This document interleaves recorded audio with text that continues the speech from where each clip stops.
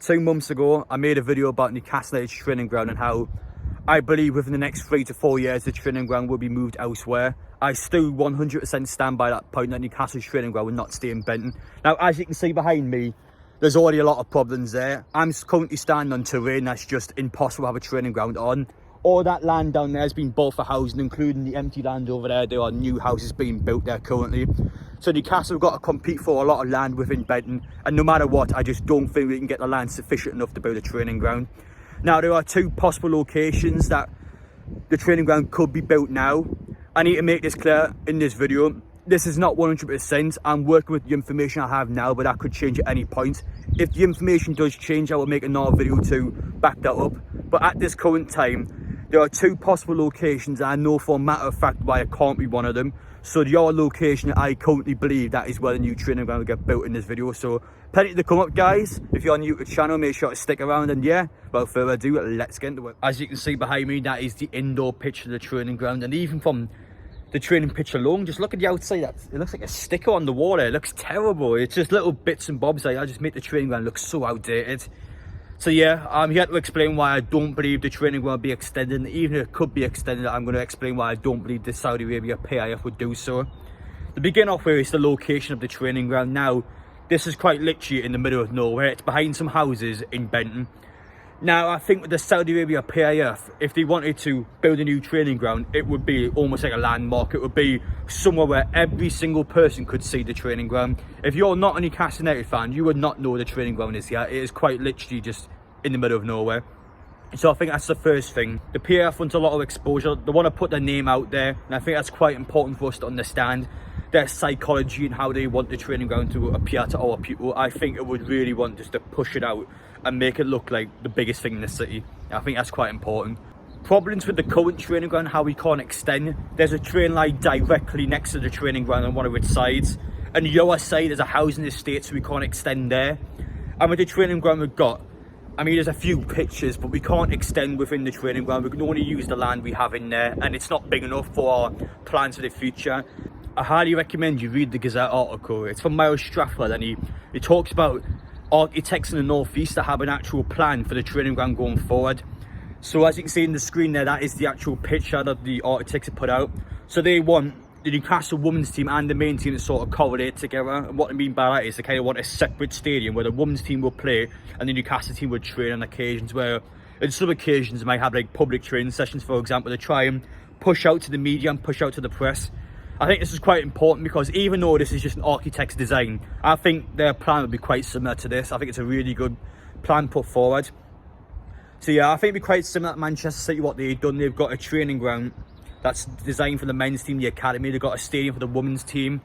They've got a full-on complex around their stadium. Now, we know St James's Park can't have this, but I do believe elsewhere where the training ground will get placed, there'll be somewhat of a similar complex for them, all the teams to work amongst each other. And I really feel like that's the strategy and plan that Man the Stadium and the PIF will have going forward. As you can see behind me, guys, there is the stack. On Monday the 2nd of May, it was shut down for good. Now, the reason why this is related to Newcastle's training ground is because a HRMC Build is actually going to get built there.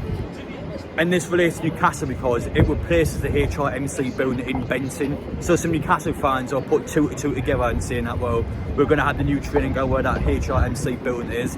That's incorrect, and I'll explain why. First off is this building itself. It will be built by about 2027, I believe. There's going to be 9,000 staff members in there. It's going to be pretty much the biggest HRMC building in the UK.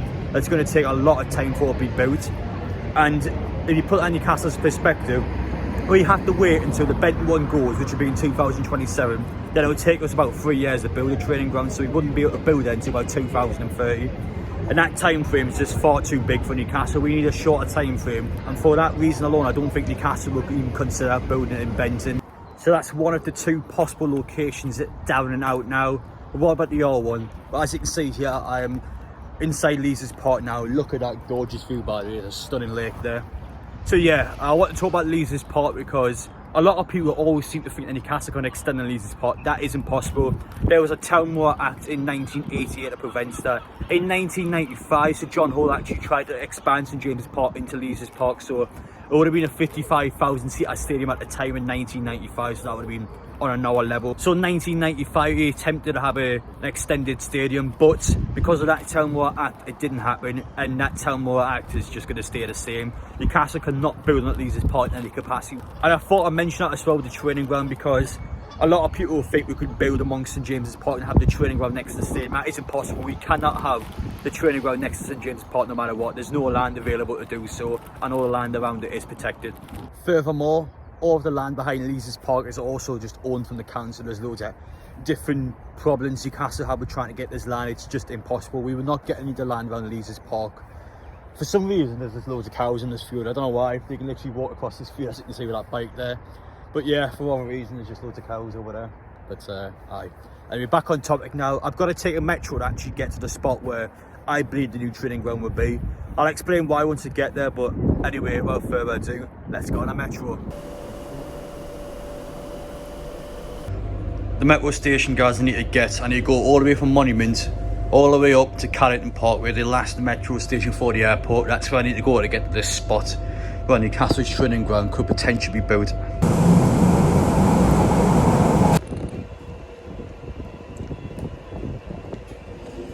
So just came off the metro at Carrington Parkway there, so that is the final metro stop before the airport. It's a long trip to get here, but as you can see behind me, that is Druid Park now. Quickly while I'm here, that's actually where the women's team play their home games, so whenever they're not at St James's Park, they'll mostly be in there. So listen guys, if you're down here, make sure you get yourselves to the game. There's a nice coffee right next door to us, so you can come down on a Sunday, get your pint, get your Sunday dinner. What an experience that'll be. But anyway, I'm currently here because I need to head the opposite way down to Wolsington.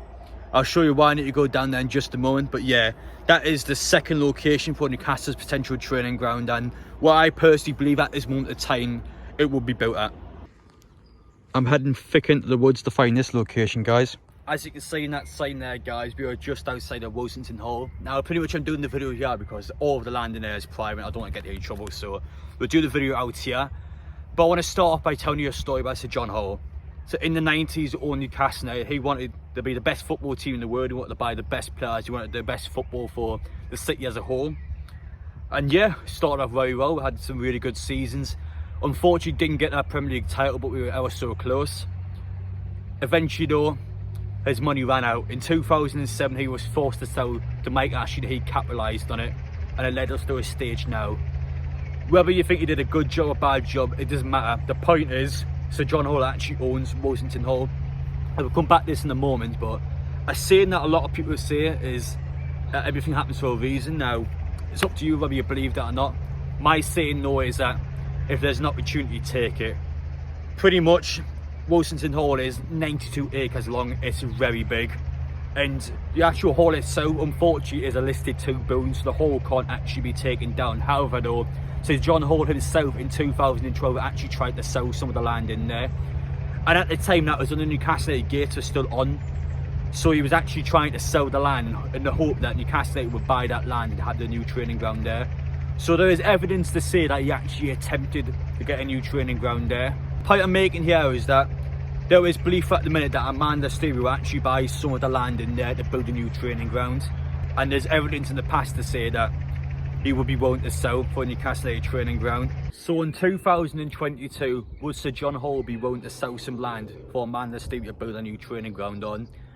I'm not here to tell you the answer, I'm just here to tell you that it's a possibility. There is evidence in the past to say that he has actually attempted to sell some land for a new training ground. Would he be willing to do it again? Well, if you're willing to do it in 2012 for Mike Ashley, I'm sure 10 years later for a more ambitious owner, then yeah, we'll see what happens. I don't want you guys to go away from this video and say that we're definitely getting the training ground here, or Sir John Hall is definitely going to sell. I'm not. I'm just here to give you a possibility and what could happen. And with the information I have at this current time, this is my best belief in what I will actually transpire for the new training ground. So we'll see over the next few months if any new information comes out, if any new land becomes available. I'm not too sure, but listen, there's some land there, that's for sure. And we'll see how things go down the road. But anyway guys, let me know about your thoughts down below. Do you think this is a possibility, or do you believe that something else will happen in the future? But thank you guys so much for watching. If you don't mind me, I'm going to head off now. I'm quite literally just next to the airport. I mean, I'm in the middle of nowhere and there's no one here. But yeah, I hope you guys enjoy watching. Take care. Yeah, it's been really good having to walk around today. I think I got out about 1 in the afternoon. It's like 7:30 now, so I've been out quite a while. But yeah, I've enjoyed it. Let me know what you guys think down below, and yeah, I'll see you on the next one.